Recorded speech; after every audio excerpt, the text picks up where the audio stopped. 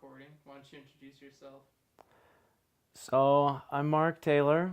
I am a 47-year-old physical therapist here in Idaho Falls and a wannabe runner, I guess. So we'll go right to the first question. What got you interested in running a marathon? So, I started running marathons about 2006, I think was the first one that I ran.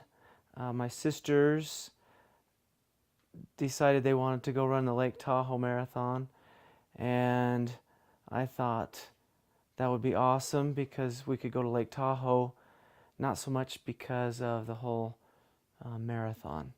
I kind of overlooked that part of the trip. So I didn't know anything about training for marathons. I just started running on the treadmill down in the basement, watching some TV, and I tried to run. I think I started off at like 5 miles an hour and would try to run for about an hour at 5 miles an hour and get 5 miles in a night. So that's kind of where I started running marathons, was back in 2006. So, how many marathons have you run since then, and how has it changed since that first marathon? I think I have run 11 marathons, including that one back in 2006. I've run one in Idaho, and I think 4 in Utah, and 1 in Baltimore. And then Lake Tahoe counts for 2 states because you get California and Nevada in that one. And then I think that's all of the states I've run marathons in. And I think there's about 11. And I've run Utah Valley 4 times. So I always thought that was the fastest one. That was the first one that I qualified for Boston in. So, anyways. It's all good. So, how has marathon running changed throughout the years that you've been running? Well, so when I started running marathon, that first one in 2006, I didn't know a whole lot about it. And kind of a funny thing, while I was running that marathon, I got to like mile 16, and this guy running next to me, he said, I guess we'll know whether or not we ran far enough on our long runs when we get to mile 20. And I had no idea what he was talking about when he was talking about a long run. I'm like, well, I don't know. The furthest I've run is 12 miles, so I'm doing pretty good. But and then I was able to run the whole Lake Tahoe marathon without stopping, and I was able to catch my sisters who had just started the half marathon, and they were walking up this hill, and so I ran with them for a little bit, but I didn't want to stop and walk with them, so I kind of just kept on going on my own. And so after that, I heard about this Boston Marathon, and looked at how you had to qualify for Boston. And I looked at my time for my age, and I think I had to run it in 3 hours and 15 minutes. And so I looked up, and that was like I would have to run 8 miles an hour for the whole race. So I got on the treadmill and put it 8 miles an hour, and I thought that it was insane. There is no way possible to run that fast for that long. And I don't know, I just kept running and trying to keep, maybe for, a few minutes. And then I eventually worked into where I could run for an hour at 8 miles an hour.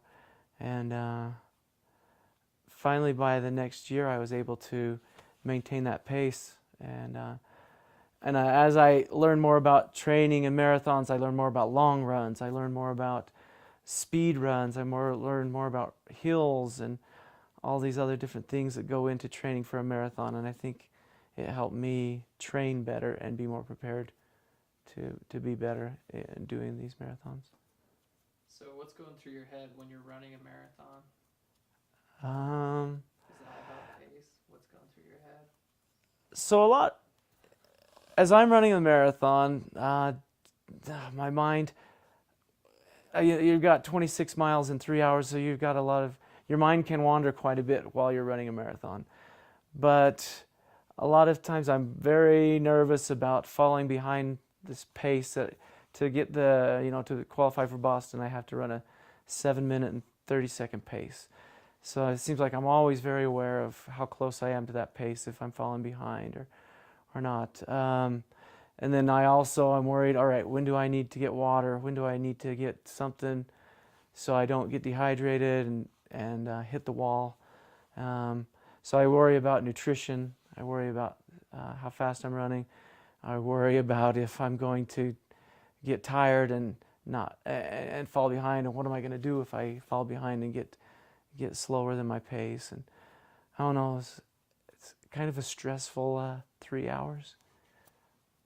But so, does marathon running? What's been the motivation to keep marathon running? Why wasn't it a one and done? Is the question.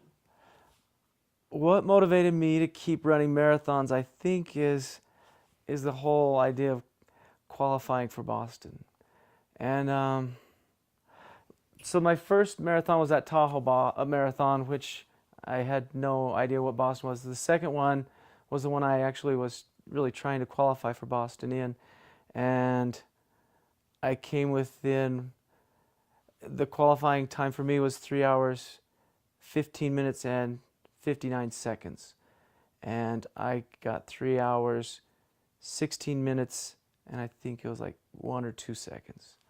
So I missed it barely 3 seconds. And I kind of at the time thought, oh, it'll be easy. I'll just run another one and qualify next time. And so I hurried and signed up and did the Logan Marathon that fall. And I think I got 3 hours and 45 minutes. And I'm like, oh, this isn't so easy. And so I think my mindset is once I set a goal, it's hard for me to get that goal out of my mind. And I've had several marathons. I'm like, okay, I'm just done. I'll move on and come up with some different goal because this is stupid. But then every spring, I'll start running again. I'm like, okay, I think I can do it this year. And so, I don't know. It's just, I guess once I get something in my mind, it's hard to put it away until it's done. So, with that question, do you think that's a lesson that you learned running, never giving up, or what do you think is a lesson that you've learned from marathon running? I think there's a lot of lessons to be learned from running. I think for me, learning to persevere.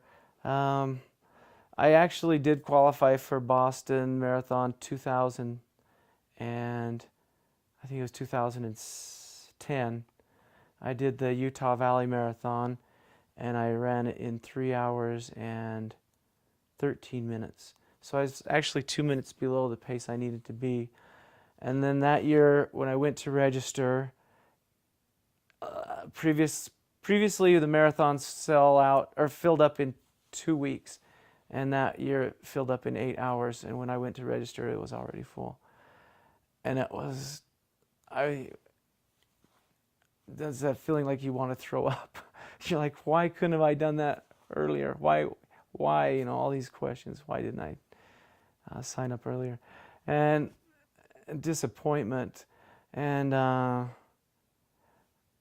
but so then you learn not to just give up and say, well, I met the goal of qualifying, and my real goal is to run in Boston, not just to qualify. So I guess, and also you learn, I learned a lot about I guess my focus and drive and like what's important in, like when you're doing a lot of long runs, you have a lot of time to think about your family and I don't know, the gospel or whatever you're how you are doing personally. I think running gives you a lot of time to think and evaluate yourself and look at what you are and what you want to become and what other goals you have besides running the Boston Marathon. And then it makes you realize that if you put in enough time to accomplish your goals, that you can accomplish them. So. Okay. Why don't you tell us about this last race where you qualified for Boston? So this last race is pretty interesting. My wife's uncle, I had visited with him at a wedding in April, and he was asking me questions about running marathons, and he wanted to run he wanted to try to qualify for Boston. So I said, hey, why don't we sign up and we'll register for the St. George Marathon in October. We'll run it together, and we'll help each other qualify. And so we both registered, and he had sent me a couple of messages and asked me how my training was going, and we talked back and forth for a couple of months. And then he tragically, for no reason, just passed away while he was on a business trip. And so I kind of wanted to pay a little tribute to him when I ran the marathon. So I called his wife and asked if we could put together something on a shirt for him. And so we put together his quote that his mom had said was, "Never ever give up." It's something that she told him when he was a boy that he always lived with.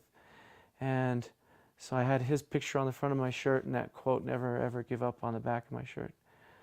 And to me, I think running for someone else was a big part of my running so well that day. Maybe it's because I was thinking a lot about someone else besides myself while I was running. I told my sister after that race, I said, wasn't that tailwind at the start of the race awesome? Like for the first 6 miles, you kind of feel this tailwind pushing you. And she's like, she didn't know what I was talking about. She's like, what tailwind are you feeling? Because it wasn't there. I felt like someone was helping me. Because when I got to like that mile 6, I was not even tired. I felt great. And, I got to mile the marathon at St. George. When you get to mile 6 or 7, it starts climbing this hill, and from like mile 7 to 13, you've kind of it's kind of uphill and rolling hills. And once you get to around 13 to 16, it's all downhill the rest of the race. And so when I got to mile 16 and I still felt so good, I started kind of choking up. It was kind of emotional because I'm going to finally do it. And, I've been watching my pace, and I was way under my pace. And I finally passed my wife and daughters. I think it was about mile 23. And they're holding the posters up for me. And I'm just like, I'm going to do it this time. And my daughter tells my wife, it's going to be a good day today. Because so many of these races, I've passed them at like that mile 20 marker, and I'm just dead. And I'm like probably 10 minutes behind the pace I need to be. But this time I was probably 10 minutes ahead of the pace I needed. And so I just felt so happy. And I don't know, it's like kind of an emotional experience. And you get to the end and you've used up all your energy, and you just all your emotions are pouring out, and I'm bending over crying, and people are probably wondering what's wrong with me. And I don't know, it was such a great feeling that when I'm training all the weeks that I've been doing long runs here at home, I'd do 20 miles, and I didn't know how I was going to do 26 miles because I was dead at 20. And I felt, when I finished these 26, I just felt so good. So I felt like there was definitely some help from somewhere else to get me through it.